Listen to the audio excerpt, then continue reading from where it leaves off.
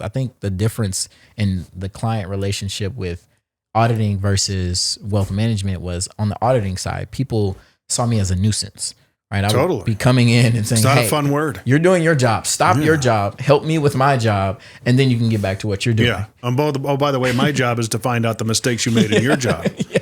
Well, that's the perception. People think we're looking for mistakes, but honestly, it's just, making sure that everything is stated accurately and complete and giving our best opinion on that. And so, it felt like a different shift where I felt like I was adding value to people's lives and they recognized that. And so just night and day difference. And I really, really enjoyed that. Hey, what's your problem?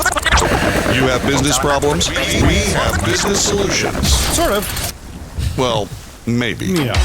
Life is a fight. It is. In business, every day is a fight. So true. So, hey, what's your problem? Yeah, thank you, John David Wells.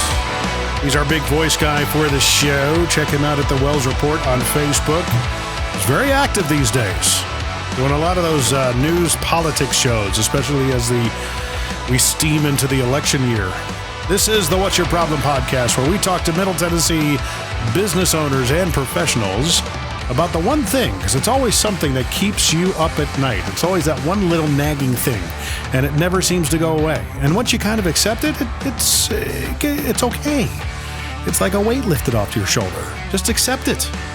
This is a video and audio podcast. Check us out at whatsyourproblempodcast.com. I am your host, Jim McCarthy with jimmccarthyvoiceovers.com and it'sYourShow.co, the company that produces podcasts like this. If you're looking to get a podcast produced, hit us up. Contact me directly, and we could talk about that, whether you need short-form content or a podcast intro, all that fun stuff. And today, Mr. Reggie Ford, all the way down from East Nashville, joining us. Did you have to pack a bag lunch or anything to make the trip? I got an overnight bag. Overnight? Yeah. It's I don't think it's that far of a drive because I used to make it every day. I used to have to go from Rosedale Avenue, which is just off of the crook of 440 in Nolensville, for eight and a half years. And then the job I had after that, I had to go to Rosa Parks Boulevard for about 7 months. So you're used to it. Yeah. I don't think it's that big of a deal. It's not that bad. No. So you are a professional speaker. You're an author. You've got a story to tell. Yeah. And there's a lot of different things that you do. And of course, we're going to get into all that. But first, what do you know? It is the Dad Joke Challenge. I'm excited. Typically where the guests go, okay, what did I sign myself up for? And Mr. Ed Fox is always our dad joke teller. It is brought to you by Trade Bank, where if you're a business and you have some languishing items on the shelves or services are kind of slow, or maybe you're just looking for an alternative economy to plug into and even network with other businesses, try out Trade Bank, because you can get some of your services, like say IT services, maybe some telephone services for your business through Trade for pennies on the dollar. What your cost of goods is, you sell it at retail and you save that much more money. It's like buying, $3 for 75 cents, let's just say. It's a way to kind of look at things. TradeBankofNashville.com. Mr. Ed Fox, like I said, is our joke teller. He does have some grown-tastic dad joke books on Amazon. He really does. And joke number one, we've got 5 of them, I promise. Okay. No more, no less. Here we go. G'day. What type of exercise do lazy people do? Diddly squats. There we go. Diddly. I forgot to mention he's Aussie. Okay. Makes it better. Yeah, it does. My cousin, who's a medical examiner, said she's really excited for the next autopsy club. It's open mic night. Oh. I like that one. That's not bad, right? We're recording on a Tuesday or a Wednesday, so kind of getting over the hump day blues and setting you up to be the life of the party for the weekend. That's it. Yeah. I'm using all of them. Did you hear about the cheese factory that exploded in France? Yeah, there's nothing left but debris. Debris. The type of cheese. Brie. Yeah. He really is like, if you meet him in person, he will have one at the ready. Oh, man. No fail. Have you heard of the band 923 Megabytes? Probably not. They haven't had a gig yet. I love the fact that you laugh so hard at that. Oh, man. I love these type of jokes. So, right? Yeah. They do make, they're entertaining. And the final one, here we go. A friend of mine got into photographing salmon in different clothing. He said he liked shooting fish in apparel. Well, fish in apparel. Like fish in a barrel. Yeah. It's a pun play on words. So funny. Couple of them got us. Yeah. You know? No, I like it. I like it. I'm gonna have to remember some of those. I like the one about the one that always sticks with me is the one I got onto an elevator and I passed gas. And it was wrong on so many levels. Yeah. Man. That's but good. up them. Well, there you go. The Dad Joke Challenge brought to you by Mr. Ed Fox and Trade Bank. All the details are in the description. Trade Bank of Nashville, I believe.com. Probably look into that. And the music ended just on time. Perfect. So here we go, man. Getting into things all you. I started another podcast with some clients, the Hutch and Huggy podcast that's debuting as we speak. We're getting them all syndicated and everything. And I met you because they had you as a guest. And man, blew me away, buddy. Yeah. You've got some stripes and you've been through a couple of things. You've written a book. You've gotten into the speaking thing and becoming somewhat of a thought leader yourself, right? Yes, sir. That's what I'm trying to do, I think. Tell me a little bit about how you got started. How did it all begin? Yeah. You said stripes. I'm actually rocking the stripes today. So, I mean, the world that I'm in today started, I would say, officially back in 2019. I woke up to one of the worst moments of my life, and the Happy New Year message wasn't Happy New Year. It was, things are going horribly wrong and I need you to come over here. And that call was from my dad about my grandmother, who had been the most nurturing rock of my life. She had recently been diagnosed with terminal brain cancer. And that was a shakeup all in itself. But that morning, January 1st of 2019, she had attempted to take her own life. Oh, really? By overdosing on insulin. And so she was a diabetic. She had just had a surgery to remove one tumor from her brain. There were still, I think, 2, maybe more in there. She had some bad, overdose prescription of a steroid that just had her out of her mind completely. And so she was very much ready to go. Yeah. And she said that, for a couple of days following that, like, I don't want to be here. Really? And that was hard to hear. How old is she? She was 63. That's young, man. Yeah. Man, that's really young. My family, like, I think about longevity a lot because she was my oldest living grandparent. And all the others, my grandfather, who I like grew up knowing as my grandfather, we're not biologically related, but from the biological standpoint, grandfather 44, other grandfather 50, grandmother 58, wow, and 63. And so, yeah, it was hard, but that's where this whole journey started. And I started journaling around that experience of not having the coping mechanisms that I used to rely on to get through difficult times, because she was a big part of that. I would go talk to her and do all that. And I started journaling, and even while I was journaling, I was dealing with the worst depression, the worst grief of my life. And it eventually ended up with me lying on the floor blabbering after not having slept for about 27 days of just like insomnia, complete insomnia, and led to the anxiety attack. And the next day I was like, I got to do something different. And this is the something different, the journey that I've been on since then.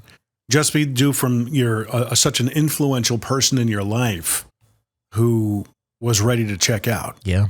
That had that kind of a profound impact on you.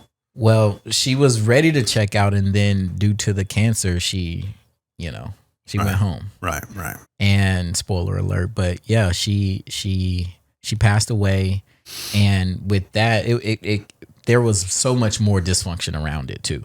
So, I mean, there was a little bit of money involved, and so family was fighting over money. Family was fighting over just who's gonna take care of who and where she's gonna be, and you really just start to see people show up and show a different side of themselves than I had ever seen.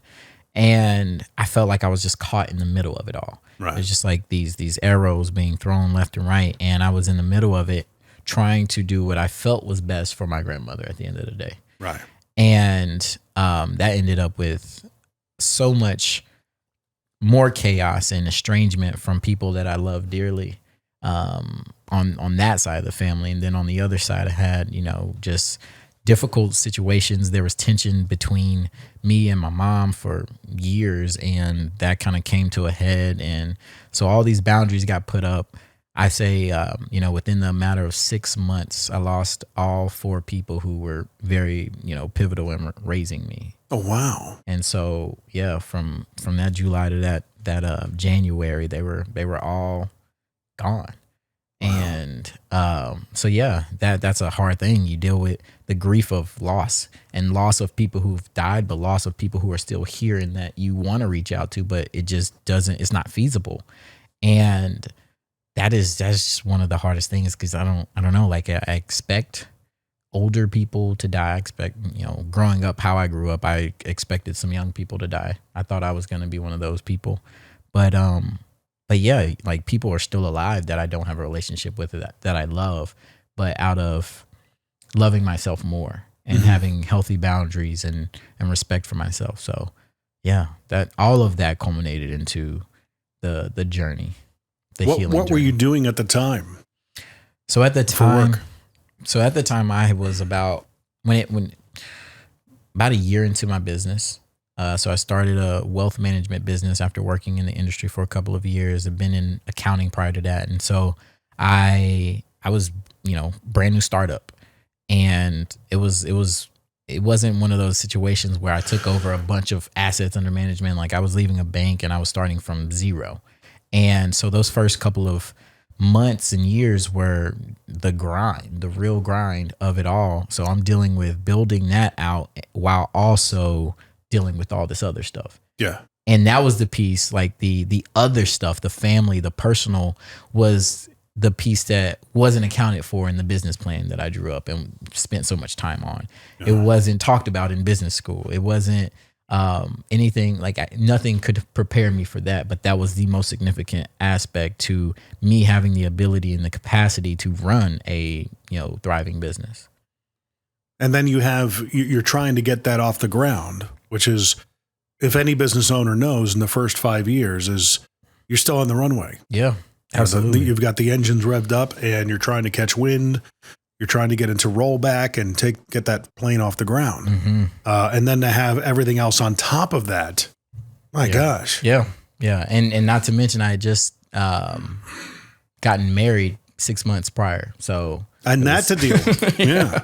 You're still married though, right? I am. And I think, my wife was a solid piece of my life, one constant in my life during all of that chaos, right. Which, without her, I don't even know how I would have made it through such difficult times. So did you have a family who kind of nurtured an entrepreneurial spirit for you? I would say so. Yeah. Because I just tell this when I get on stage. I'll say my mom was an entrepreneur in a way. She was a master barber, is a master barber and cosmetologist. And so, out on her own doing, making people look pretty. Yeah. And my dad was an entrepreneur in his own right. And he made people feel pretty and good, right? Selling drugs. Okay. So that's one way to do it, right? He was selling something, but it was, a legal substance. But very entrepreneurial in his endeavors, and my mom as well. And I think just seeing the, going to school, like I had this education and this piece that looked at marketing, looked at business and operations and all that. And I could see similarities in what my dad did and what this business owner over here did. Is very similar. It's just different products. Yeah. And so, I think it definitely bred an entrepreneurial spirit in me. And I had always been very prone to starting something. And so when I was really little, it was candy and T-shirts. I would do these cool designs on T-shirts and sell those. And then fireworks. And then it became, I was a barber on campus when I was in college. sold knives, and like I just always had that bent about you. Always. And so going through school and getting out of business school, thinking I want to start something. Like I went to undergrad for economics and then got my master's in accounting, and I knew just in the back of my mind those were good tools to have in any business. And I had this idea, just, I want to start something. I don't know what it is. I got to find it, right? Yeah. Find the passion for something to dedicate as much time as you need. And when I got into wealth management, I was like, this feels like it. It feels really good. It was, taking skills that I had to learn for myself because I didn't grow up in a world where wealth was talked about, where, any of that. And so learning that for myself, and then, being able to apply some of those, techniques to my own life, and then turning around and helping other people with that was phenomenal. Like it was so satisfying. It is satisfying. And, that's when it clicked for me. I was like, okay, this is where we start business. So that was kind of like this, having a master's in accounting. So are you technically a CPA? I am a CPA. Okay. And so like that doesn't come with the master's. You have to still earn that in addition to the master's. But I got certified as a CPA the summer after I graduated, and started working in external audit. And that was the most fun. Fun. Are you being facetious or so facetious? Yeah, you can sense the sarcasm. It was great work. It was about as fun as going down a water slide full of razor blades into a pool of rubbing alcohol. About as much fun as that. No, that sounds a little bit more fun. A little bit more fun. No, I got in.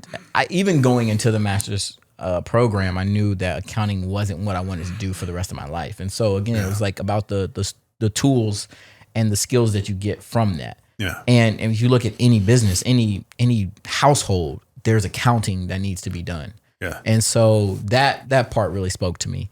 And being an external audit, protecting the capital markets, and understanding large corporations. I was working on a client that did $15 billion in revenue. And so like being able to see how all of that works from the financial side was phenomenal for me and helpful in starting business. And you probably see how many people it takes to generate that kind of Absolutely. income. Yeah. Across the entire globe. Like, because that's an international company. Absolutely. It's gotta be. Yeah, absolutely. Yeah. And that was only a portion of the company, but yeah. A portion? Mm-hmm. Yeah. Oh my gosh. It was the Americas of that company, but I mean, operations all over the world, but even the Americas operate outside of that. So yeah, it was a lot. So you're going through this journey. You're not exactly sure that you want to be an accountant. Mm-hmm. No, I was sure. You were sure. I didn't want to be. You were sure you didn't want to be. Yeah. But it's a tough place to be when you know you're doing something you don't want to do. Yeah. Okay. Oh yeah. What's next? I mean, I would imagine at that time in your early 20s, mid 20s, because you look like a young guy. Yeah. Yeah. So I can't imagine that you're even much older than that now. Right? That's true. Yeah. No. That's so true. I'm totally not that much older. I accomplish a lot in a very small amount of time. I'm 32 now. So yeah. I think for me, it felt like a continuation of school. And I see myself as a lifetime learner. And so being in that industry was all about learning. It was all about absorbing knowledge and being able to apply that knowledge later on. And so that's the approach that I took. And like what you said, like when you're doing something that is not the passion that you are, or even the purpose that you're put here for, it starts to eat away at you. And so I remember there was a summertime, and in external audit, for at least what I was doing, summers are slower than typical busy seasons. And so I remember just going home and feeling so upset. Yeah. And at first I couldn't pinpoint. I'm like, why do I feel like this? And it was because during that summer, I felt like I wasn't growing for the first time. I felt like I had like stopped growing in what I was doing. And so I read a quote that night, and it was by Steve Jobs. And it was all about passion and doing what you love. It said, work is going to fill a large part of your life. And the only way to truly be satisfied is to do what you believe is great work.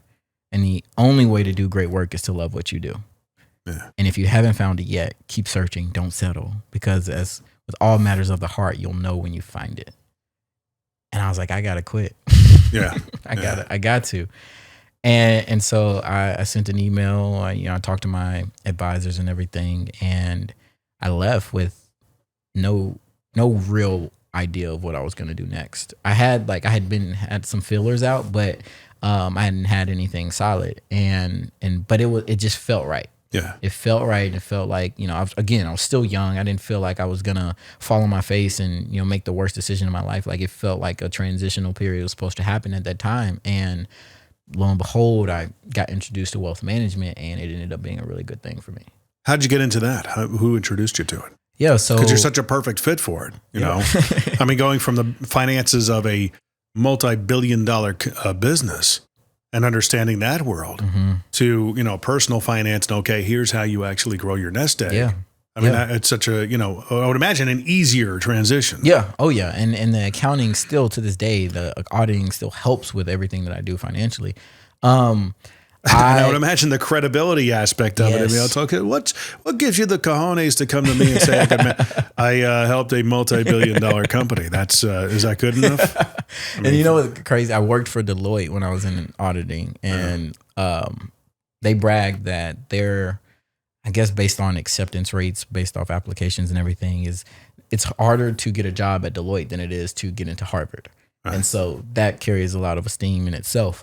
But yeah, it definitely helped. And so how I got into that was in the transition, I was searching for just some more passion work and also wanted to get back involved in sports a little bit. I played football in college and, just missed being around that environment. Where did you go to college again? I went to Vanderbilt. Okay. And so Vanderbilt undergrad, Vanderbilt Business School. You were the doors, man. Double door, yeah. Right. Anchor down.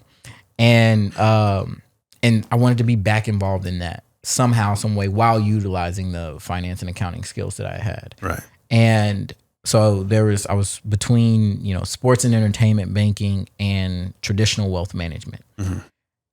Through a lot of deliberation and talking with, both parties, I ended up on the traditional wealth management side with the opportunity one day to deal in sports and entertainment on that side. Right. And so, I accepted a role with a bank and trust company in Belmead.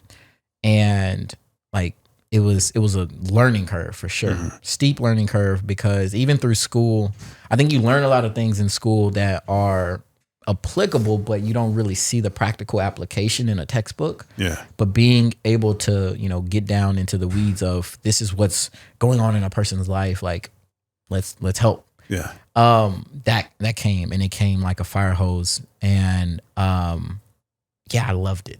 Yeah. I loved every minute of it. I bet. Yeah. And just getting to build relationships. I think the difference in the client relationship with auditing versus wealth management was on the auditing side, people saw me as a nuisance. Right. I would be coming in and saying, it's not a fun word. You're doing your job. Stop your job. Help me with my job. And then you can get back to what you're doing. Yeah. By the way, my job is to find out the mistakes you made in your job. Yeah. Well, that's the perception. People think we're looking for mistakes, but honestly, it's just, making sure that everything is stated accurately and complete and giving our best opinion on that. And so, it felt like a different shift where I felt like I was adding value to people's lives. And they recognize that. And so just night and day difference. And I really, really enjoyed that. Yeah. So, I mean, you've taken the best of both worlds. And it's something that I've been talking to my brother about.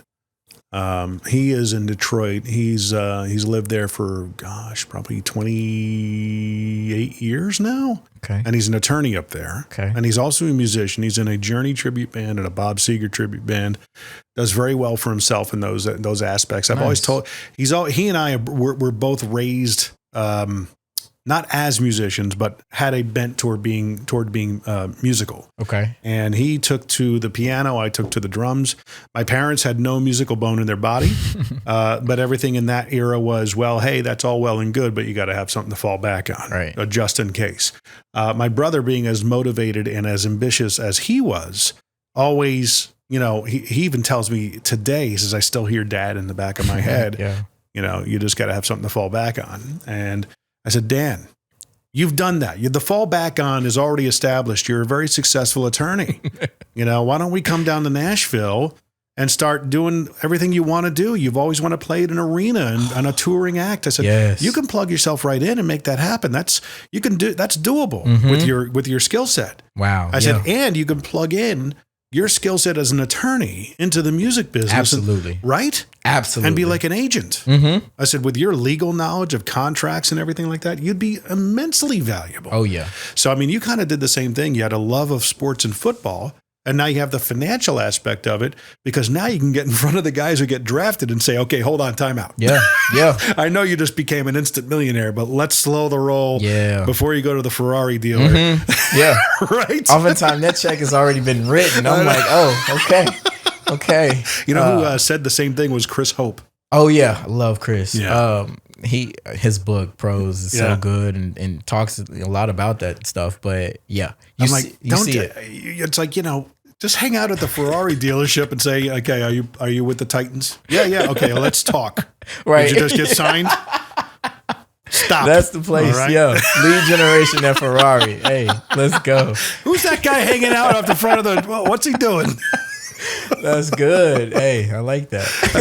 Go down to Car Lock in Cool Springs and no Maseratis, all right? Just slow your roll. All right? Let's figure this out first. Oh, yeah. This money will run out, I guarantee you, if you're bad about it. It will. That happens all the time. It does. And it's sad. And, I think like in building, learning more and doing some research, just seeing some of the gross situations where people lost so much. And I think some of the biggest ones were the boxers. Right? Yeah. You had Mike Tyson and Evander Holyfield losing hundreds of millions of dollars, like broke after making that much money. It's like, how do you do that? Yeah. And you tell a 23-year-old that, they're 30 million, 15 million, 10 million, whatever it may be, that they could lose that. And they're thinking, absolutely not. Yes. You show them 300 million's gone from this person's pocket. So what makes you invincible? Tell them the story of Shaq. Oh, man. Have you heard that story? His first million? Yeah. Oh, God. It was gone within a week. No, 45 minutes. Was it 45 minutes? Like 45 minutes. Hey, I bought myself a nice car. Dad? Yeah, where's mine? Oh. Okay, let's go and get you one. Hey, while we're here, let's get one for Mom. Right. Okay. Hey, I bought myself a condo. It's a lease for the remainder of the year in Miami. How much did that run you? $75,000. Oh, okay. How much you got left? About $400. Cool. That goes to the taxes. Yep, Uncle Sam. Uncle Sam, you got a new family member. Yep. You didn't know about that. Yeah. Oh yeah. His name is Gino. He cracks his knuckles all the time. Right. Hey, I heard you came into some money. Where's my cut? No, yeah, that part, for somebody who I see you got Pros over there. He's been a guest on the podcast. Yeah. But that kind of money is kind of like unfathomable for so many people. It is to me. Yeah, and you get it, and let's say like you don't come from a family who has been used to paying taxes, right? You get a refund because, at a certain income level or whatever it may be. And so you see what your gross number is. And then those people are thinking, my son, my uncle, my cousin, whoever is worth $10 million. Yeah. Uncle Sam's coming. You gotta take care of your body, and that's expensive. Yeah. You gotta eat right. You gotta pay your agent. You got all these other expenses included into what you do to be a professional at that level. And before you even get a check, you're at half of that. Yeah. If not less. Mm-hmm. And so it's a lot of education, a lot of educating. And I think like even when you see, and I'm not currently working with many pro athletes anymore. Like after COVID, things kind of shifted, pivoted. Mm-hmm. But you still see some of the stats, and one of the stats that just stood out to me was 78% of NFL players go broke or in financial distress within 3 years of retiring. Wow. Like nearly 80%. Is it because of bad investment deals? A lot of them get into like car dealerships and restaurants and all those things. Yeah. I think partially, but I think honestly, there's an ecosystem just geared toward that. It's consume. And you, without realizing that those big old checks, they stop and you got a lot of life after that. Yeah. And so, while you're making, however much money, and I think one of the misconceptions is that everybody's making tens of millions of dollars, and like average person is making $2 million, right? And having a 2-3 year career. And so that's just in the NFL. Yeah, just in the NFL. And you got people making less than that. And so like one is that perception, that misconception. But then also just an ecosystem that is, you ask who took this person to the jeweler or who took them to the dealership. It's probably their agent. It's probably somebody that should be around them, helping them make wise and prudent decisions.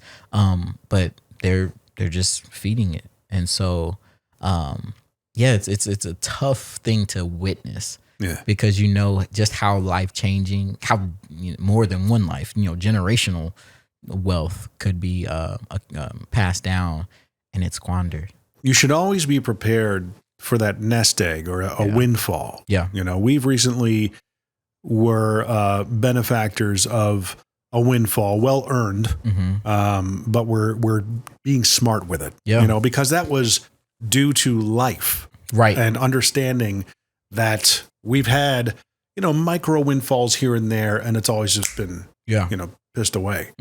Mostly because of me. My wife has been a better saver, and she would take offense if I didn't at least say this. Yeah, because she's like, I know how to manage I know it's all me. That's fine. But I've really been very intentional about going.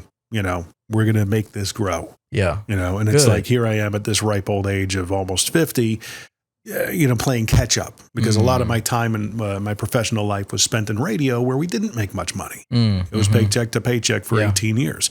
My wife stayed home with the kids and, a lot of the money kind of went into that. So, and that was pointed out to me by somebody when I sold Mercedes, she pointed that out, because I felt like I was 40 years old. I had nothing to, no money to my name, blah, blah, blah. And she said, you don't realize where your money went. It's into your kids. They benefited because their mom was able to be there for them. Yeah. You said you sold Mercedes. I did. Tell me what that means. I worked for the dealership. Okay. I was a salesman. And you own a portion of it? No. I was a salesman. Sold cars. Okay. Gotcha. No, I wish I sold the brand. I got you. Yeah. But I think even with those windfalls, you see the stats of lottery winners. Oh yeah, right. They're just as bad, or if not worse. And I think it does to a word that you used just a second ago is earned, well earned. And that's not what I to call say, the stripes of life. Yeah, the stripes, and not to say that like professional athletes don't earn it, because they definitely do. But not at 21. Yeah, it doesn't. 22. Yeah, it's a different type of earning. And if you're coming out of an environment where that is the meal ticket, and your parents and the families are depending on the kid to get that contract. Yeah.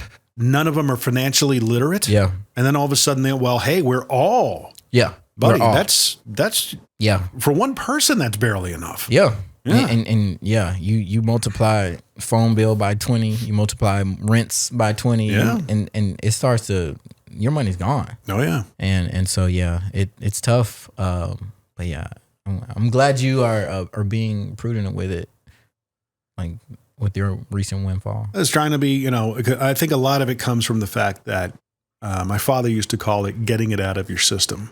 He got us off-road motorized vehicles when we were kids.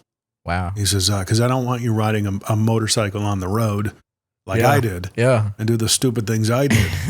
I'd rather you get it out of your system. And if you do fall, you're at least wearing protective gear. You've got a helmet on and you're falling into dirt or grass. Yeah. It's not going to tear up your skin. Yeah. And not that that ever really happened, but he wasn't wrong. Yeah. Yeah. You got to taste it. You get it out of your system. It reminds me of my grandfather. He used to, during like Thanksgiving and Christmas, I would always spend time with them, and he would give me like a sip of beer. And like he used to drink Miller High Life, and I'd take it and I would act like I didn't like it. Oh God, no. I loved it. I loved it. I'm not gonna lie. And but it was kind of in that same regard of trying to get it out of my system so that I wasn't as prone to it. But I don't even drink now. But yeah, I think even that, like growing up, seeing kids in high school drinking and then early college before turning 21, I didn't take a drink until I was 21 after that. And I think it definitely helped because I saw a lot of people, diving deep into, alcohol way before their brains were even fully developed. And I think, you see that impact in their behavior and I don't know if you live can their tell. lives. I may or may not be guilty of that. So. Well, hey, no 16 judgment years here. old, man. No judgment here. Yeah. No. Yeah. But it never really affected me all that much. So you do have the book, The Perseverance Through Severe Dysfunction, and it is an acronym for PTSD. Yeah. Very clever, very, and it's a great name, very memorable. And I remember you bringing it up in the podcast we recorded with Hutch and Huggy because it just sticks with you. Yeah. So the book was born of the experience you went through with your family in the past 4 years. Mm-hmm. So tell me how that came about. Yeah, that was even in reading it, it's the climax of the book. And that moment where I had the anxiety attack lying on the floor and, I hadn't had sleep. I had this out-of-body experience looking at myself, and I asked the question, how in the world did you end up here? Right? Because through all the measures of society and through, what teachers tell you, what grown-ups tell you, do this right, and I'd done all the things right. Yeah. All the things right, and yet I was miserable. And so the book and my writing process after that became answering that question, how in the world did I end up here? Yeah. And it came down to, for me, understanding a lot of the unaddressed trauma that I had in my life. And so at the time, PTSD was something that I knew to be living with, but, working with a therapist, and it's not diagnosable under the DSM-5, but complex PTSD, CPTSD, or complex trauma is more accurate to the description of what I live with. And it's just a lifetime of trauma that went unaddressed. But for me, my trauma response was perfectionism and work and drowning myself in things like that, as opposed to what other people could turn to, drugs, alcohol, streets, whatever it may be. And it just so happens that I got rewarded for my trauma response where others get punished. Yeah. And you're drawn into a dark hole. Yeah. Yeah. And so it turned into a life that was praised, and, from resumes, social media, all that outside looking in, if you just got the surface level tip of the iceberg, you're thinking everything's great. But inside I was at war with myself, and that turned into just a lot of chaos with other people and relationships in my life. And the ultimate answer, I keep digging, how in the world did you end up here? Because, okay, now this trauma on me, where did it come from? Came from these people here.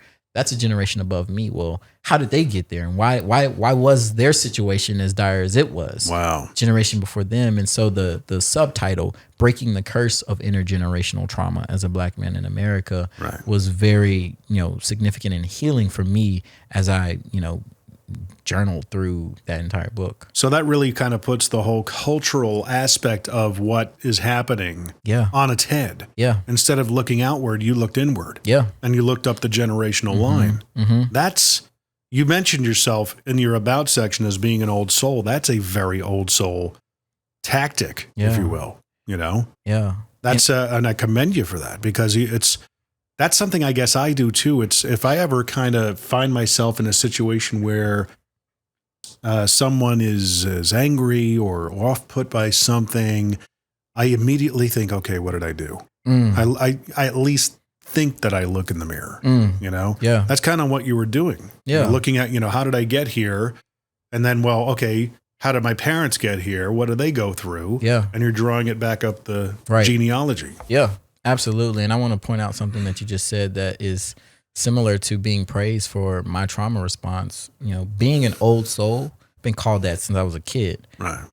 A kid who has an old soul has been through some shit. Yeah. Like they've been through some trauma or they've been around people who have, made them appear to be old. And so, I just wanted to point that out. And I've been called that my entire life. But in looking up the generations, it started with my birth, Yeah. Right, so I was born in 1991 to a 14-year-old mother. Yeah. And that was one thing that I was like, why? Why was I born to a kid, and who else? But you didn't know that back then. No. You know, and you're becoming 5 and 6 and she's in her early 20s. It's mom. Yeah, it's mom. It's mom. And so, but what I found in research was that in 1990, the same year I was conceived, when I was in my mom's belly, it was the highest teen pregnancy rate in the entire country. Yeah. And it hasn't been that high since. That was my sophomore year of high school. Really? Yep. Wow. Yeah, I know I'm old. Wow. I mean, it makes you like a year or two older than my mom, which is wild. Yeah. But yeah, so like understanding that, and you know, I theorize about what led to that, and you know, seeing the impact, the disproportionate impact on young Black girls, in that, you know, all the things that lead up to teen pregnancy, whether it be drug use, sexual assault, all these different things. And I'm like, okay, well, there is trauma within that situation, because a 14-year-old having a child there's something there. In and of itself, yeah, is there's traumatic. something there. Yeah. I mean, birth for anyone is traumatic. If you break it down, the trauma, baby being ripped out, cut open, like all of that's very traumatic at the very base level.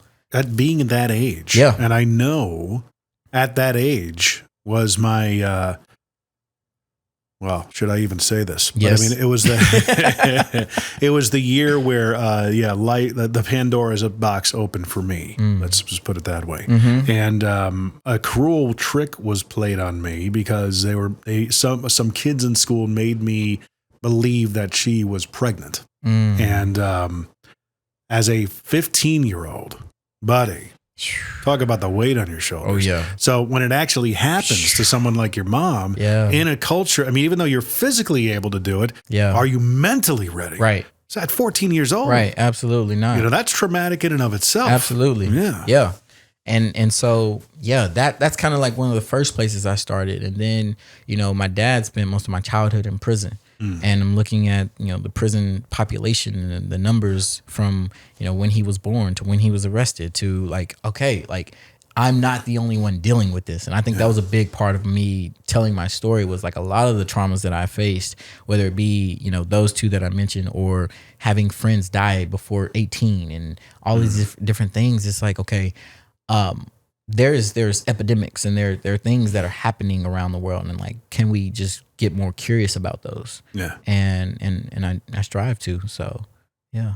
It's you and Troy Smith have a lot in common. He's been on the podcast recently in the last he came out in late October, I want to say. Go back and listen to it. Because he was born. Is this what you're talking about? No, his name is Troy. He's not a receiver. He was he's someone similar to you. Okay. 15-year-old mom. Okay. Yeah. You know, and he talks all about it. And he says, I could have made the choice to sink myself into negative oblivion and you know, blame the world. He says, but I've always had a very positive mindset. Yeah. And his whole thing is about mindset. Yeah. Oh, it's huge. You're not much different. At all. It's huge. And I think even in that, like, I think there's something, and I'm love to listen to that. But understanding, because I always used to get asked the question, and I still do sometimes, like, what made me different than the other kids in my... That's his book. Oh, nice. Yeah. Okay. The mindset of successful thinking. Oh, okay. He says he loves the fact that he wrote it. He says you can literally read it on 2 bathroom visits. I like that. That's good. That's good.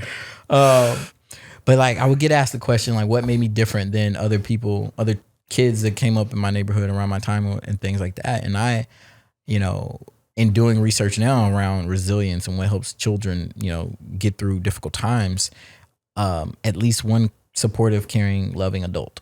Wow. And going back to how I opened up, like my grandmother and my grandfather, those were those caring adults. They were your parental figures. Absolutely. Right. I call them my soul parents, like my soul grandma, my soul mom, my soul pops. Like they redefined normal when normal was being drawn as very chaotic at a time for me. And, you know, I saw them loving each other. I saw them caring and loving for me more than they could anything. Yeah. And I think having that that moment of respite and just having that peace with them was huge in helping me form neural pathways that were more healthy than not. Yeah. And I mean, that started when I was born, put into their arms, they didn't go away. And they just kind of input that positive mentality. Absolutely. That's amazing. Absolutely. Yeah. With I mean, like, you know, I surpassed on education, on, did that come naturally to you? Education. Yeah. I feel like it did. Like excelling at it. Yeah. Yeah. Like from day one, school was not a challenge. Right. Learning was fun. It was never something that I dreaded.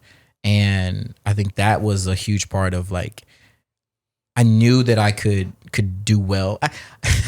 I do well at a lot of things, but when I did well in school, I got a little bit of praise, especially from like the people that I wanted it from, my mom and my dad. Because like affection and love wasn't always there.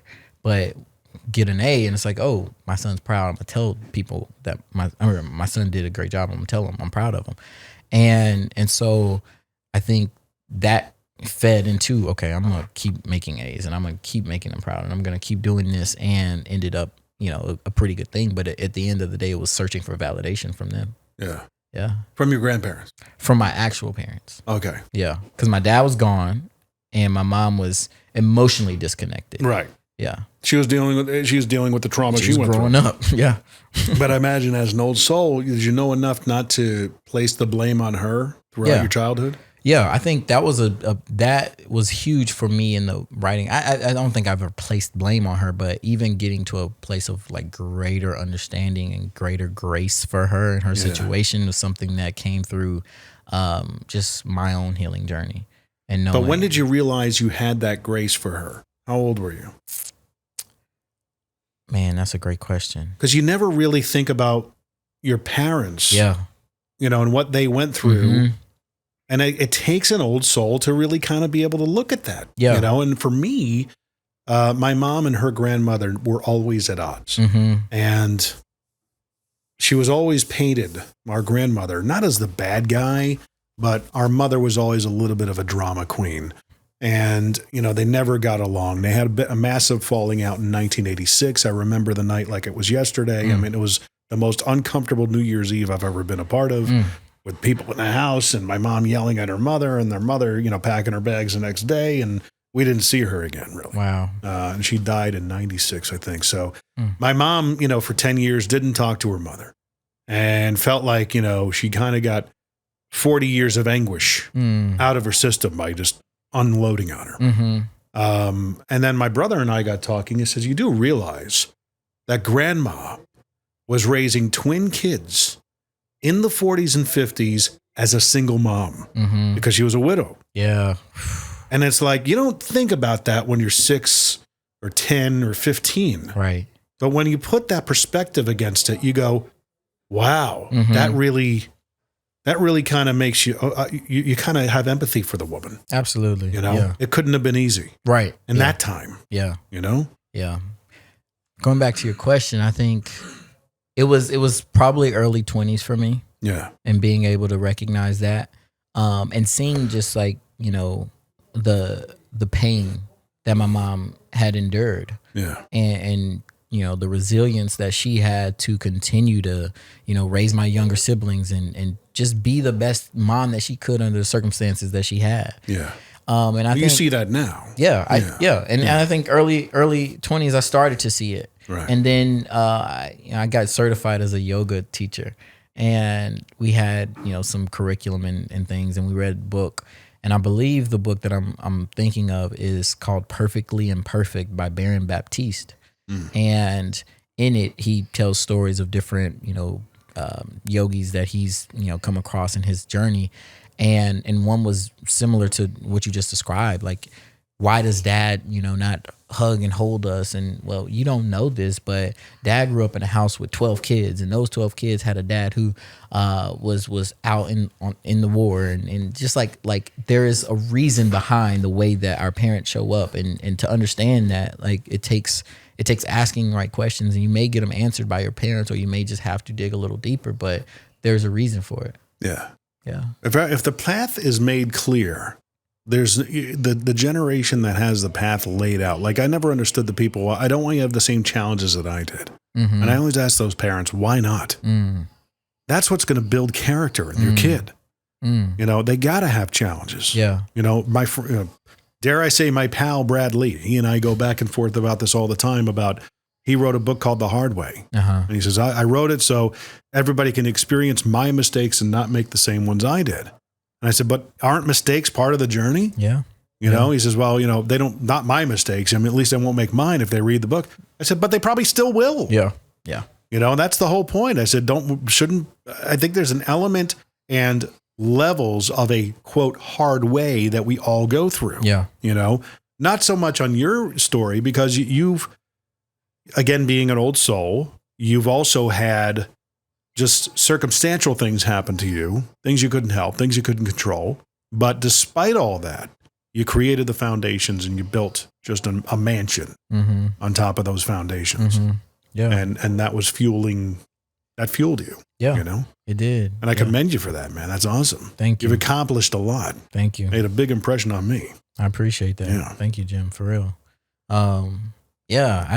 Mistakes. They're a huge part of it all. Yeah. Huge part of growing. I think the old souls and the wise young people may learn from the mistakes of others, like witnessing the mistakes of others. Right. Know something I always said, like, I didn't have to go out and sell drugs to know what the consequence was. You knew. I knew. You saw it. Right? Yeah. One of my biggest goals early on in life was like, don't have a child at 14 because I knew how hard that made life. Right.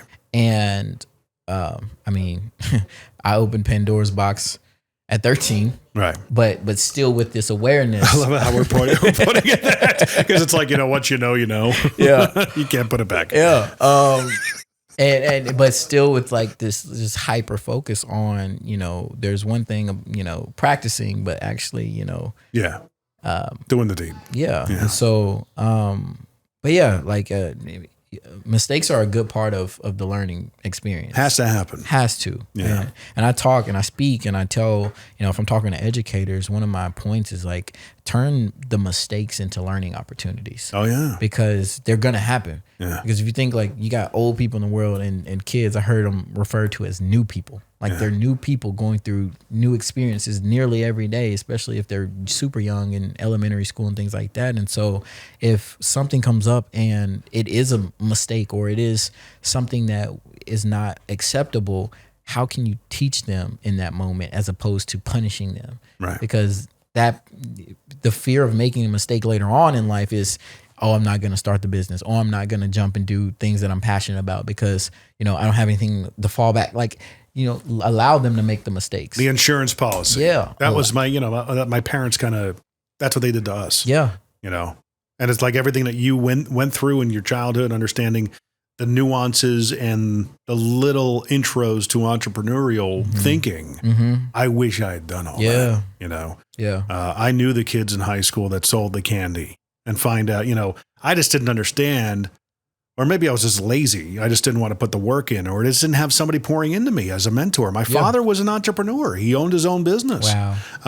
But hey, you turn 15, go get yourself an after-school job. Mm-hmm. I tell my kids, if you need to find out what it's like to trade your time for money, by all means, do it. Yeah. But I want you to understand you can do this on your own. Yeah. You can do this. You need to think and believe that you can, because Absolutely. I never did until, I embarked on my own voiceover business in my late 20s after thinking, well, hey, my voice isn't good enough. Wow. It was constant self-talk of negativity. Yeah. Why would anybody hire me? Well, lo and behold, people hired me anyway with my voiceover business. But when I started it, hey, I still need 9 other people on my roster to help me continue with some revenue, because in case they don't like my voice, I've got 5 other male voices and 5 female voices they can pick from. Wow. And that's how I kind of built the model of the business. Wow. It wasn't until, mid-30s where I just decided that jimmccarthyvoiceovers.com was good enough. Wow. Yeah. Wish I did it earlier. Definitely. But I had to go through it. Yeah. Same thing when I worked at Honda. When I sold Honda, I thought selling Highline, the luxury brands, was beyond me because our company owned those dealerships. Wow. And I would go across town and pick up cars and stuff like that. And you go into the BMW dealership and you think, man, this is out of my league. I feel small, you know? And then somebody, I told this story many times before in this podcast. I had a customer that said, you can totally do it. Yep. You can totally do it. He didn't know me from Adam. Yeah. Go do it. But you can. And he said, and he saw something in me that I didn't. My parents, my wife, my kids my brother could have told me, yeah, you can do it. I would never listen because it's bias. Right. Of course you're going to tell me that. You love me. Yeah. This guy had no reason. Yeah. He says, dude, I see the way you're conducting yourself here. You can do it. I love that. And I'm like, I'm going to do it. Yes. And I'm glad I did. I'm glad you did too. I'm glad you did.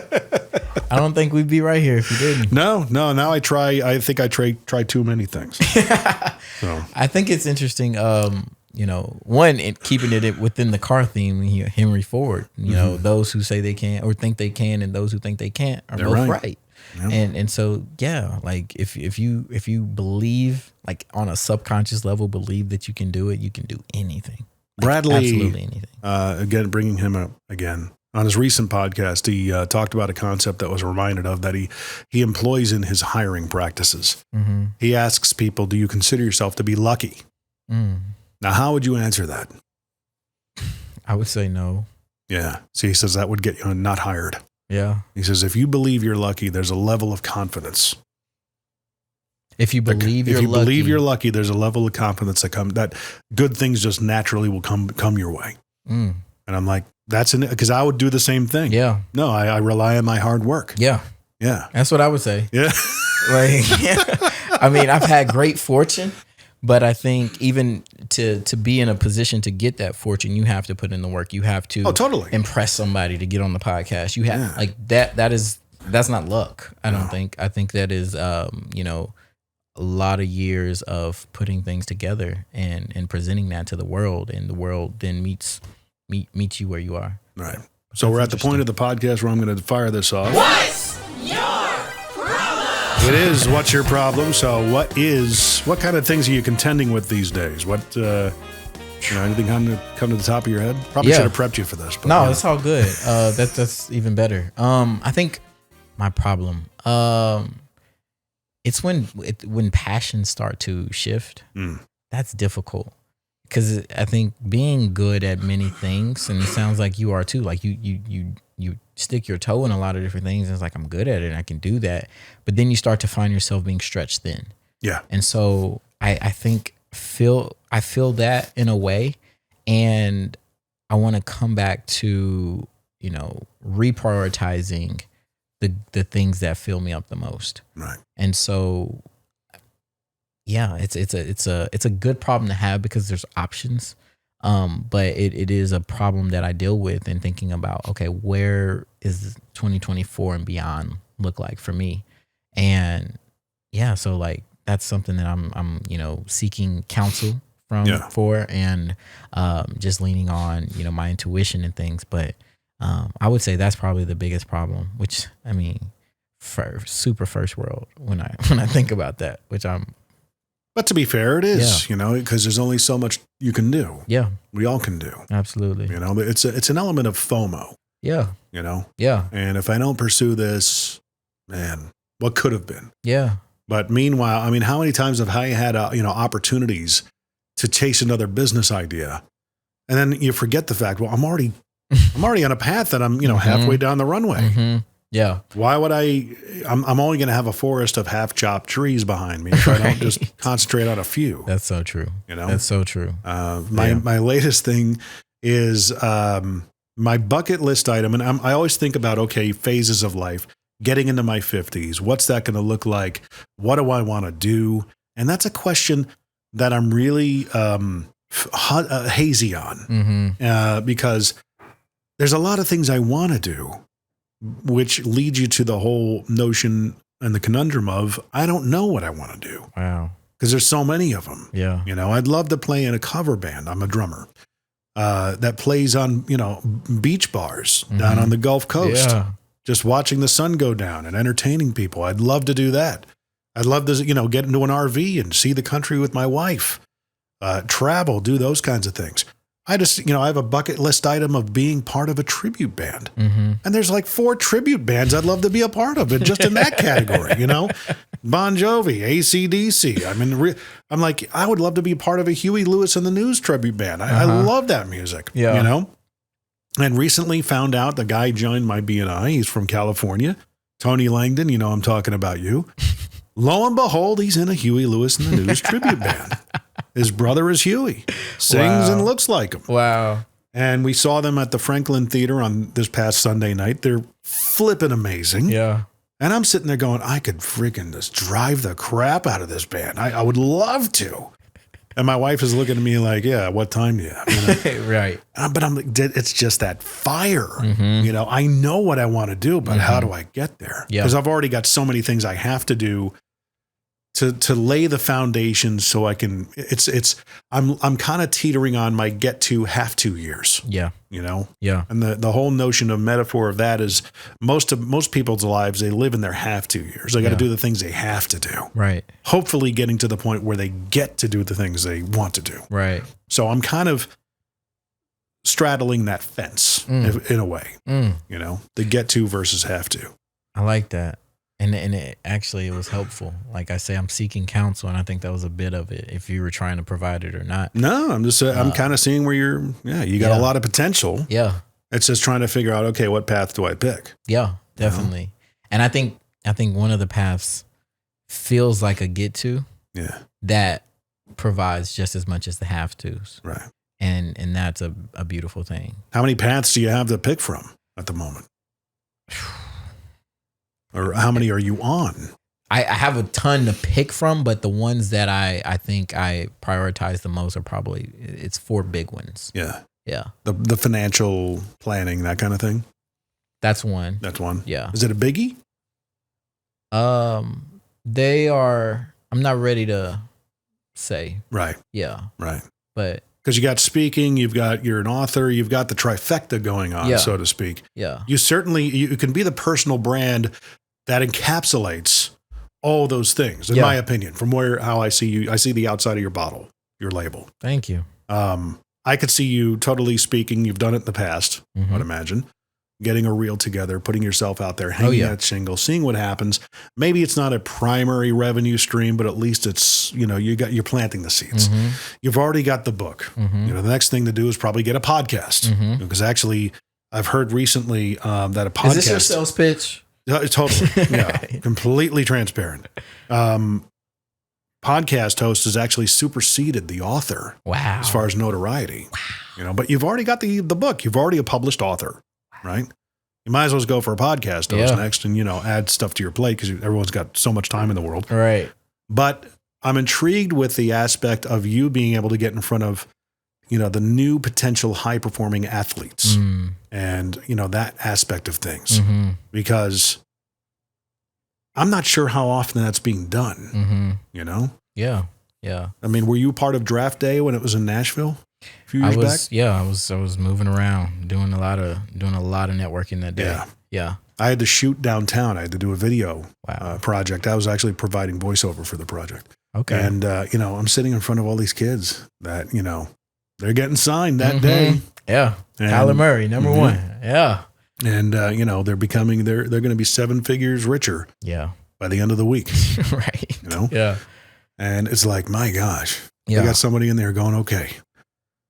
Absolutely. Let's grab a coffee or something. Yeah. Yeah. No, I love that. And I mean, you hit on, I love what you said. Like, you see my label. That was cool. Yeah. That was really cool. It's another person puts it, you can't see the picture if you're inside the frame. It's just, dang. It's knowing yourself, but not knowing yourself. Yeah.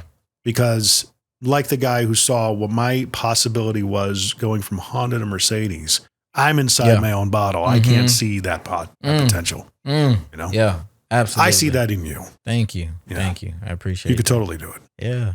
Yeah. You just got to get the trifecta going. Yeah. And I've been speaking like nonstop this year, which is great. I just spoke to my largest audience in Miami, Florida, Friday. It was 3,000 people. And wow. It was phenomenal. And, getting on stage and feeling like I'm in the zone, back in flow mode. Like, it felt like the night before felt like a big game. Yeah. And it just, I see that being a big part of what I continue to do. I'm pulling you up on Instagram. Okay. So looking at your yeah.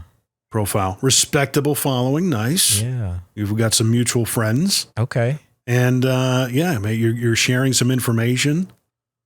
Mental health. I mean, dude, you've got what a lot of people in the space, guru, thought leader, coaches, they're pretending while they're developing their stripes. Yeah. And I know a lot of coaches, one particularly here in town, who, built his business, coaching businesses and business owners on how to do business and how to sell. But while there's no predecessor to that. Yeah. There was no jump off point. I'm just going to jump in and I'm going to do this. Right. And oh, by the way, I'm going to build my own business and earn my stripes while I'm actually telling you how to do this. Yeah. Even though I have really no license to do it. Right. Yeah. You've been through some stuff. Yeah, definitely. From a lot of different angles. And so, yeah. People pick up on that, that authenticity. Yeah. Definitely. So. That's the thing I pride myself on the most is like you see the coaches and the speakers and it's like rah and all of that, but like where's the substance and where's the real? And I'm going to be real in everything that I do. Don't tell me how to do business and how to build a business and how to coach a sales team and how to, build a social media presence and become a quote person of interest. If you haven't yourself done it. Yeah. That's what it takes. Right. Okay. Yeah. There are a lot of people who are multiple millions of dollars wealthy. Yeah. Because of their businesses. Right. And those are the guys, reason why they're on top and notorious is because of the authenticity in their license to do it. Yeah, absolutely. You totally can do it. Thank you. Yeah. You've got the experience. Thank You you. got a hell of a story. Yeah. So I appreciate that, Jim. Got to get you on some more podcasts. Let's do it. Let's do it. How do people find and follow you and reach out and all that fun stuff? Yeah, website, reggiedford.com. All my social media, mostly on Instagram, LinkedIn, X, and Facebook as well, but Reggie D. Ford on those. And yes, shoot me a message. I'd love to connect. I'd love to come speak. I like to speak to people that care about children.